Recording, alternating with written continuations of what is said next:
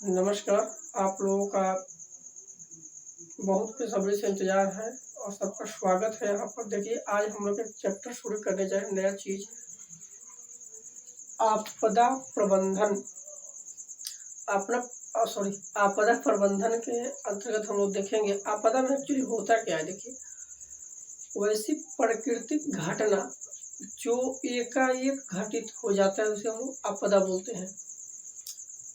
जैसे मान लीजिए भूकंप, हमको पता नहीं है लेकिन एकाएक भूकंप आ गया, जैसे बाढ़ की स्थिति हो गई, ये आपदाएं हैं।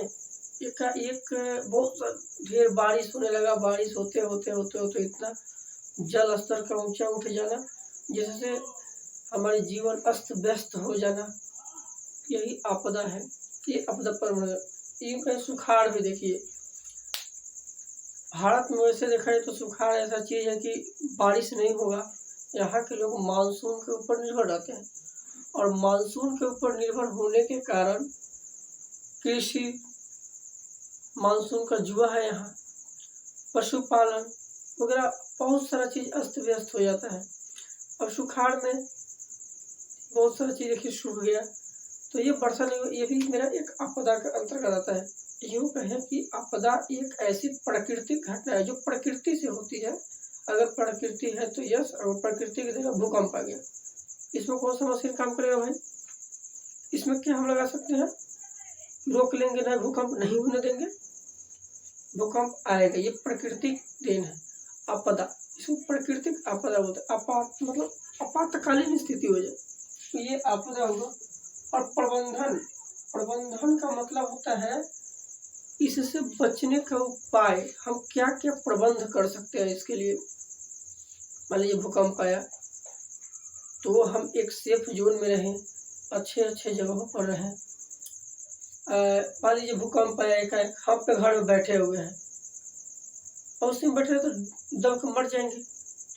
उसके लिए हम अपने खाली स्थान में बाहर निकल जाएंगे, छत के मकान में नहीं रहेंगे, यहाँ से बाहर निकल के और अलग थलग चले जाएंगे। वहाँ से हम लोग कहीं ऐसा जगह जाएंगे जहाँ कोई पेड़ पौधा नहीं हो, वहाँ पर कोई मकान बड़े बड़े नहीं हो, जिससे वहाँ के मलबे वगैरह गिरे मकान के तो आदमी दब के ना मरे। पेड़ पौधे हो जिससे उसे टहनियाँ गिर जाए, तना गिर जाए जिससे आदमी दब के मर जाए, वहाँ नहीं जाना चाहिए। एक फील्ड में कहीं निकल जाना चाहिए। यही कारण है कि भूकंप आता है ना तो सबसे पहले हम लोग घरों से बाहर निकल जाते हैं और घर से बाहर निकलने के क्रम में हम लोग एक सेफ जगह, एक बड़े बड़े फील्ड में जाके सब कोई रहते हैं। क्यों?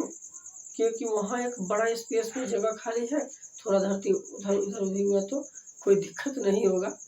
लेकिन अगर कंजस्टेड एरिया में हम लोग गए तो समझिए कि वो बहुत बड़ा नुकसान है और होगा भी।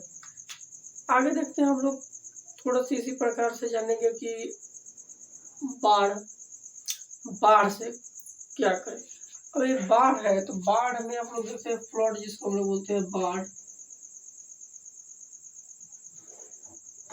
बाढ़ की स्थिति में होता है कि सामान्य स्तर से जल स्तर का ऊंचा उठ जाना, बहुत ज्यादा ऊंचा, इतना बारिश होना, इतना बारिश होना कि नहरें, डैम एकाएक टूट जाना, इतना ज्यादा हो जाना, ओवरफ्लो पानी होकर के बहने लगना जिससे रोकना कठिन हो जाए और अस्त व्यस्त जीवन का कर देना, तहस नहस, फसल बर्बाद हो जाना, पशुपालन की स्थिति खराब हो जाना। अब मान लीजिए जहाँ बाढ़ की स्थिति उत्पन्न हो जाता है, हम क्या करेंगे भाई? बाढ़ की स्थिति उत्पन्न हो जाएगा तो हम लोग ऊंचे ऊंचे स्थान पर जाएंगे। वो किस लिए? जहाँ जल का जो स्तर है उससे ऊंचा होना चाहिए। मान लीजिए ये मेरा बाढ़ आ गया, ये मेरे सतह पर है, तो यहाँ तक बाढ़ की जब पानी मेरा आ गया तो समझिए मेरा जीवन अस्त व्यस्त हो गया। अब इससे ऊंचे ऊंचे जगहों पर जाएंगे। देखिए ऊंचे ऊंचे, यहाँ से ऊंचे ऊंचे जगहों पर हम प्लान कर जाएंगे और जब ऊंचे ऊंचे जगहों पर प्लान करेंगे तो जल का स्तर एक नियत, मान लीजिए सतह है तो इतने ऊपर रह गया। लेकिन हम वहां जाने के बाद तो अपना सामग्री हम ले जा सकते हैं, लेकिन जो पशुपालन है, पशु को ले गए हम, अब पशु को कहाँ रखेंगे भाई? इनके से ले भी गए तो खिलाएंगे कुछ उसको? आटा, दाल, चावल नहीं।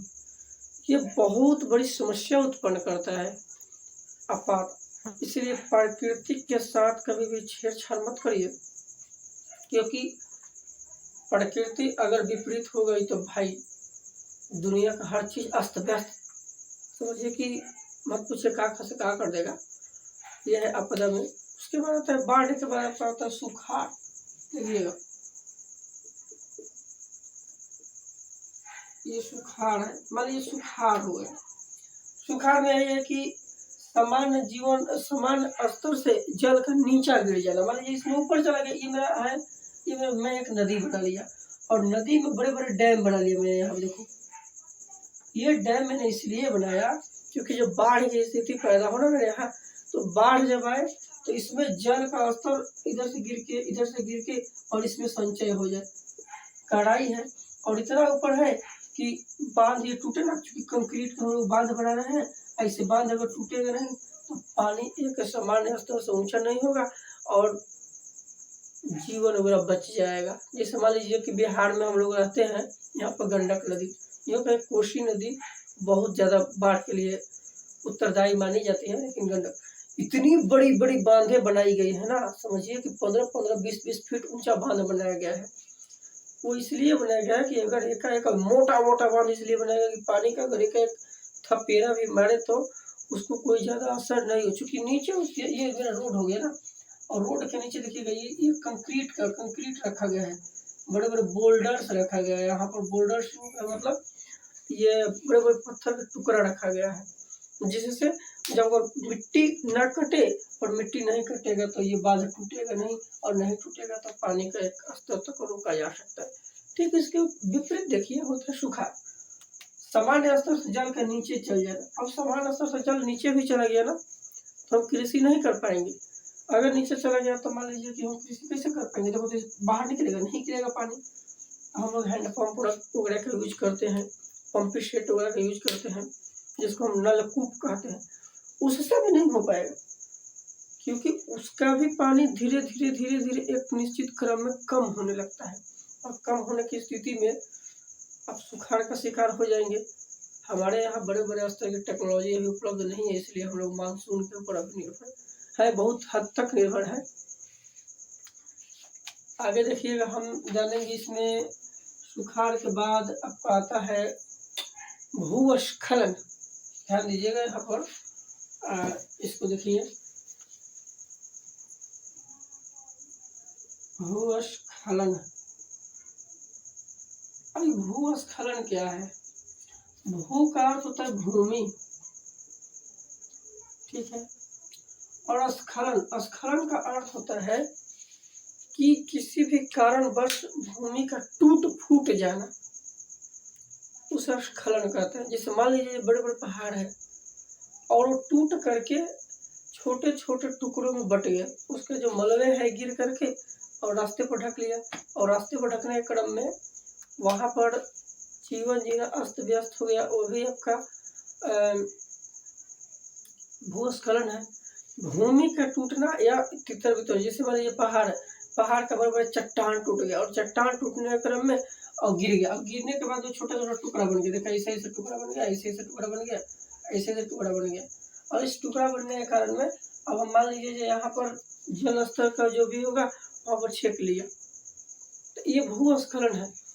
भूमि का खिसक जाना, क्योंकि पहाड़ का खिसक जाना, टूट जाना, उसे हम भूस्खलन बोलते हैं। भूस्खलन ये होता है। और भूस्खलन